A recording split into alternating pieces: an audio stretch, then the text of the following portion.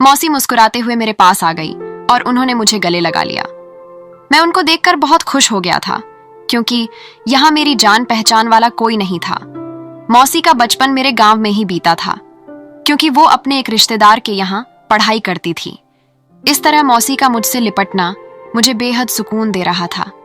पता नहीं क्यों मुझे उनकी यह छुअन अपनी ओर खींचती जा रही थी। दिल कर रहा था कि मौसी मुझसे ऐसे ही लिपटी रहें। उनके छुअन से एक अलग ही तरह का आनंद मिल रहा था, जैसे मैंने पहली बार महसूस किया था। मैं बिल्कुल मदहोश सा हो गया था। फिर मौसी मुझे अपने घर ले गई। रात के 10 बज चुके थे। मौसी ने कहा, चलो अब लेट जाते हैं। बाहर सर्द रात गहरी हो रही थी और अंदर का माहौल आहिस्ता आहिस्ता गर्म होता जा रहा था। फिर मौसी मेरे बिल्कुल करीब आ गई, या यूं कहें कि मुझसे चिपक गई। मेरा नाम उमेश है। मैं बिहार के एक छोटे से गांव का रहने वाला हूं और मेरी उम्र 23 साल है। ये कहानी मेरी जिंदगी की एक सच्ची घटना है। मैं अपने रिश्तेदार की शादी में उनके गांव गया हुआ था। वैसे तो मैं शादी में नहीं जाना चाहता था, मगर मम्मी पापा ने मुझे जबरदस्ती भेज दिया। उसी गांव में मेरी एक दूर के रिश्ते की मौसी का घर भी था। उनका नाम ममता है और उनकी शादी को करीब 6 साल हो गए थे, लेकिन अभी तक उनके कोई औलाद नहीं थी। मौसी भी उसी शादी में आई थी। मैंने उन्हें दूर से देख लिया था, लेकिन मौसी ने मुझे नहीं देखा। उनका बचपन भी हमारे गांव में ही बीता था, क्योंकि वो हमारे गांव के स्कूल में ही 12वीं तक पढ़ी थी। मुझे वो बचपन से ही बहुत अच्छी लगती थी, क्योंकि वो मेरा बहुत ध्यान रखती थी। मैं मौसी को करीब 6 साल बाद देख रहा था। अपनी शादी के कुछ दिन पहले वह हमारे गांव में आई थी, लेकिन इस बार तो मैं मौसी को देखता ही रह गया। वो किसी हीरोइन से कम नहीं लग रही थी। मैं उनकी खूबसूरती को शब्दों में बयान नहीं कर सकता। सच कहूं तो मुझे मौसा से भी जलन होने लगी थी। उस दिन मैंने पहली बार औरतों के लिए आकर्षण महसूस किया था। मैं थोड़ा गुमसुम टाइप का हूं और जल्दी किसी से खुलता मिलता नहीं हूं, लड़कियों से तो बिल्कुल भी नहीं। लेकिन उस दिन मौसी की खूबसूरती और उनकी जवानी ने मेरे मिजाज बदल कर रख दिया था। मैं उनको बाहों में लाने को सपने देखने लगा। पता नहीं क्यों मेरे दिल में इस तरह के विचार आ रहे थे। मैंने अपने दिल को समझाने की बहुत कोशिश की, मगर दिल तो मानने को तैयार ही नहीं था। वो जहां भी जाती मैं उनको छुप छुप कर देखता रहता। उस दिन मैंने पहली बार अपने दिल को इतना मजबूर होते हुए देखा था। कुछ ही घंटों में मैं एक अच्छे भले आदमी से पागल दीवाना बन गया था। फरवरी का महीना था तो ठंड भी कुछ ज्यादा ही बढ़ती जा रही थी। रात के साथ साथ ठंड भी बढ़ रही थी। शादी का माहौल था तो सोने की व्यवस्था भी कुछ ठीक नहीं थी। मैं इसी उधेड़बुन में लगा था कि अब ऐसी सर्दी में रात कैसे कटेगी। लेकिन भगवान ने मेरी प्रार्थना सुन ली और मेरी समस्या का समाधान कर दिया। मौसी मुस्कुराते हुए मेरे पास आ गई और उन्होंने मुझे गले लगा लिया। मैं मौसी को देखकर बहुत खुश हो गया था। इस तरह मौसी का मुझसे लिपटना मुझे बेहद सुकून दे रहा था। पता नहीं क्यों मुझे उनकी यह छुअन अपनी ओर खींचती जा रही थी। दिल कर रहा था कि मौसी मुझसे ऐसे ही लिपटी रहें। उनके छुअन से एक अलग ही तरह का आनंद मिल रहा था, जिसे मैंने पहली बार महसूस किया था। मैं बिल्कुल मदहोश सा हो गया था। तभी मौसी मुझसे अलग होते हुए बोली, उमेश तुम कब आए? मैंने कहा, मौसी मैं तो दिन में आ गया था। क्या बात है उमेश, तुम कुछ परेशान लग रहे हो? मौसी बोली। फिर मैंने मौसी को अपनी रात बिताने की समस्या बताई तो वो बोली, इसमें परेशान होने की क्या बात है? तुम मेरे साथ चलो, मेरे घर पर तुम आराम से सो जाना। मैं खुश हो गया था और मौसी के साथ उनके घर की तरफ चल पड़ा। अंधेरी रात थी और साथ में रास्ता भी बहुत संकरा था। मौसी ने कहा, उमेश मुझे अपना हाथ दे दो, अंधेरे में तुम्हें रास्ते का पता नहीं चलेगा। मैंने अपना हाथ मौसी की तरफ बढ़ा दिया। जैसे ही उन्होंने मेरा हाथ अपने कोमल हाथों में लिया तो मेरे पूरे बदन में सिहरन सी दौड़ गई। अपने हाथ में उनका कोमल हाथ पाकर मुझे बहुत अच्छा फील हो रहा था। आहिस्ता आहिस्ता हम दोनों एक दूसरे का हाथ पकड़कर उनके घर की तरफ बढ़ने लगे। उसी रास्ते से कुछ और लोग भी अपने गांव की तरफ जा रहे थे। हमसे आगे कुछ ही दूरी पर 3-4 औरतें भी जा रही थीं। वो औरतें तीनों मौसी के बारे में बातें कर रही थीं। उनमें से एक ने कहा, निर्मला कल तुम्हारी बेटी की सगाई है, तुम रीना को मत बुलाना, नहीं तो अब शगुन हो जाएगा। ऐसे शुभ मौके पर बांझ का साया भी नहीं पड़ना चाहिए। एक ने तो यहाँ तक कह दिया कि विजय को तो इसे तलाक दे देना चाहिए और दूसरी शादी करके अपना घर बसाना चाहिए। अंधेरी रात होने के कारण उन्हें इस बात का अभ्यास नहीं था कि हम भी उनके पीछे पीछे हैं। इसलिए वह इस तरह की बातें कर रही थी। उनकी बातें सुनकर मौसी ने मेरे हाथ को जोर से भींच लिया, जैसे कि वो किसी असलियत को बड़ी मुश्किल से बर्दाश्त कर रही हो। मुझे भी यह सुनकर बहुत दुख हुआ कि मौसी कितना कुछ बर्दाश्त कर रही थी। थोड़ी ही देर में मौसी फूट फूट कर रोने लगी। उन्हें बहुत ज्यादा दुख पहुंचा था। फिर मैंने उनको रुकने के लिए कहा और वो रुक भी गई। मैं उनके दोनों बाजुओं को पकड़कर बोला, मौसी, आपको इन लोगों के बातों पर ध्यान नहीं देना चाहिए। जब आप जानती हैं कि इसमें आपका कोई दोष नहीं है तो आपको दुखी नहीं होना चाहिए। आप बहुत अच्छी हैं, देखना एक दिन सब कुछ ठीक हो जाएगा। मेरा इतना कहते ही वो रोते हुए मुझसे लिपट गई और कहने लगी कि उमेश, ये आज की बात नहीं है, ये तो मेरे साथ होता ही रहता है। मेरा अब जीने को बिल्कुल भी दिल नहीं करता। मैंने फिर उनको अपने से अलग किया और उनके हाथों पर अपनी उंगली रखते हुए कहा, मौसी, इस तरह की बात नहीं करते। मैंने उनको कई बार समझाया। कुछ देर के बाद वह शांत हो गई। करीब आधा घंटे चलने के बाद आखिरकार हम घर पहुंच गए थे। मैं अंदर गया तो देखा कि मौसा घर पर नहीं थे। मैंने मौसी से मौसा के बारे में पूछा तो मौसी बोली, तुम्हारे मौसा किसी काम से दिल्ली गए हुए हैं और 2-3 दिन में आएंगे। खाना तो हम शादी में खा ही चुके थे, तो मौसी ने जल्दी ही दोनों का बिस्तर बिछा दिया। ठंड बहुत थी तो हम दोनों अपनी अपनी चारपाई पर रजाई में घुसकर आपस में बात करने लगे। थोड़ी देर इधर उधर की बात करते करते मैंने अचानक ही उनसे पूछ दिया, मौसी, शादी के इतने साल बाद भी आपको अभी तक बच्चा क्यों नहीं हुआ? मेरी बात सुनकर मौसी काफी उदास हो गई और रुआंसी होकर बोली, क्या बताऊं उमेश, तुम्हारे मौसा के अंदर ही शायद कोई कमी है। उन्होंने यह बात तो मुझे आज तक नहीं बताई, बल्कि यह बात उन्होंने मुझसे छुपाई है।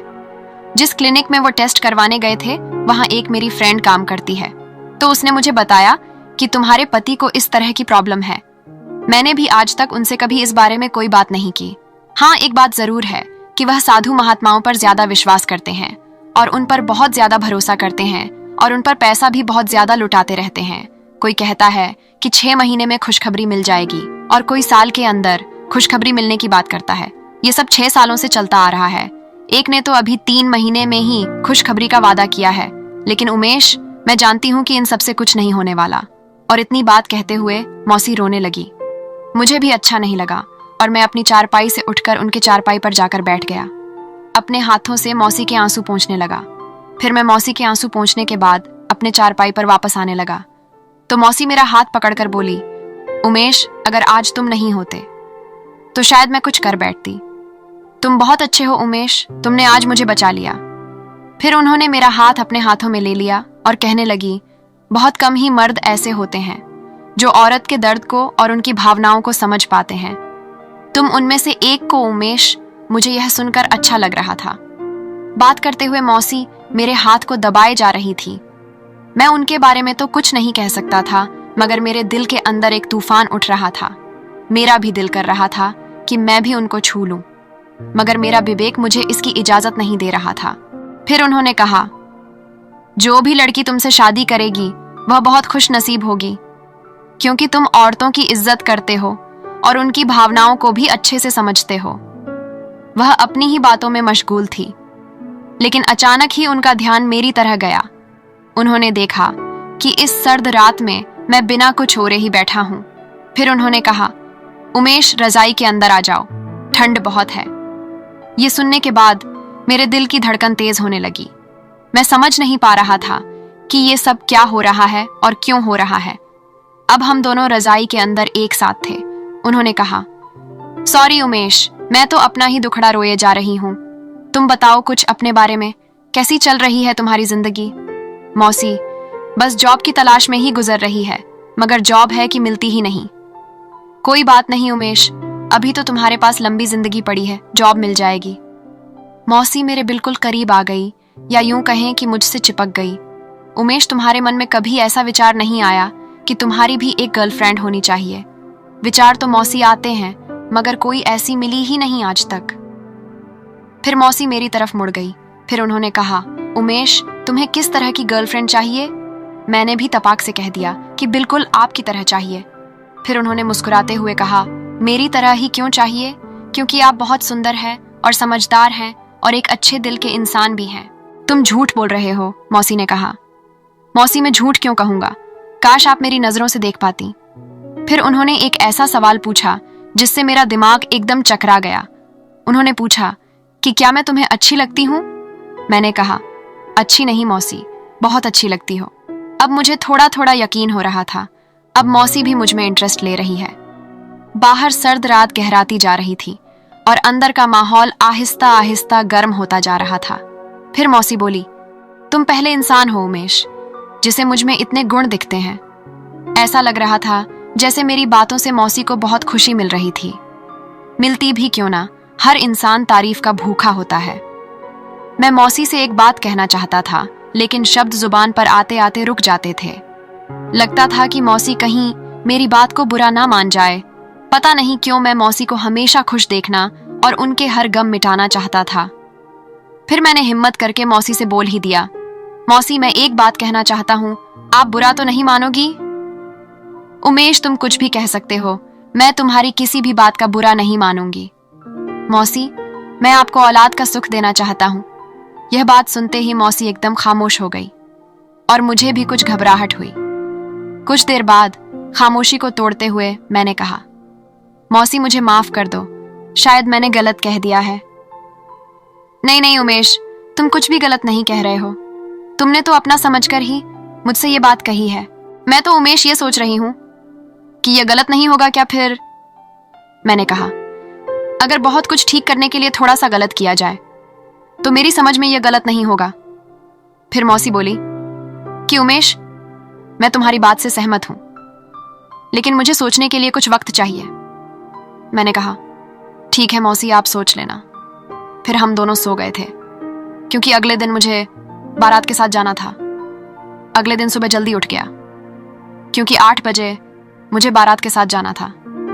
जब मैं वहां से जाने लगा तो मौसी ने कहा, शाम को भी यहीं आना उमेश, मैं तुम्हारा इंतजार करूंगी। फिर मैं बारात के साथ चला गया। मौसी उस दिन शादी में नहीं आई थी। रात के 9 बज चुके थे और मैं खाना खाकर मौसी के घर की तरफ चल पड़ा। मौसी मेरा ही इंतजार कर रही थी और मुझे देखकर मुस्कुराते हुए बोली, उमेश, आज मैंने पूरा दिन तुम्हें बहुत ज्यादा याद किया। मुझे भी आपकी बहुत याद आ रही थी मौसी, मैंने कहा। फिर मौसी ने कॉफी बनाई और कॉफी पीकर हम दोनों बेड पर बैठ गए। फिर मौसी बोली, उमेश, मैं तुम्हारी कल वाली बात से सहमत हूं। मैंने कहा, मौसी, देखना आपके आने वाली जिंदगी में भी खुशियां ही खुशियां होंगी।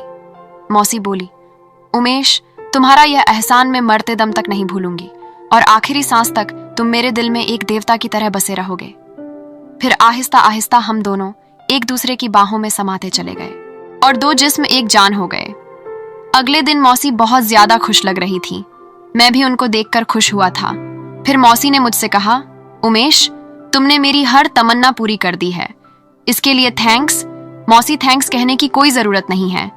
मैं तो बस आपकी खुशी चाहता हूं और भगवान से यही दुआ करूंगा कि आप हमेशा खुश रहें। इस तरह मैं मौसी के घर पर 2 दिन रहा और मैंने मौसी को हर खुशी देने का भरपूर प्रयास किया। जब मैं वहां से वापस आ रहा था, मौसी की आंखों में आंसू थे। मैंने उनको गले लगाया और उनसे दोबारा मिलने का वादा करके वहां से अपने घर रवाना हो गया। करीब 1.5 महीने बाद मुझे उनका फोन आया। वो कह रही थी कि वह मां बनने वाली है। मुझे ये बात सुनकर बहुत खुशी हुई और मैंने भगवान का धन्यवाद किया। दिवाली से कुछ दिन बाद मौसी को पुत्र की प्राप्ति हुई। मेरा बहुत मन था कि मैं अपने बेटे को देखने जाऊं, लेकिन मौसी मेरे दूर के रिश्ते में थी तो बिना कारण उनके घर जाना उचित नहीं लगा। उन दिनों स्मार्टफोन भी नहीं हुआ करते थे जो मैं अपने बेटे की तस्वीर भी देख पाता। आखिरकार 2 साल बाद एक रिश्तेदार की शादी में मौसी से मुलाकात हो गई। फिर मैंने वहां अपने बेटे को देखा। मेरी आंखें नम हो गई थीं। मैं बहुत भावुक हो गया था, लेकिन मैंने किसी तरह अपने ऊपर काबू रखा। मौसी बहुत खुश थी और उनकी खुशी देखकर मुझे लगा कि मेरा जीवन सफल हो गया है। तो दोस्तों, आपको ये कहानी पसंद आई हो तो वीडियो को लाइक और कमेंट करके जरूर बताएं। चैनल को सब्सक्राइब करना ना भूलें। धन्यवाद।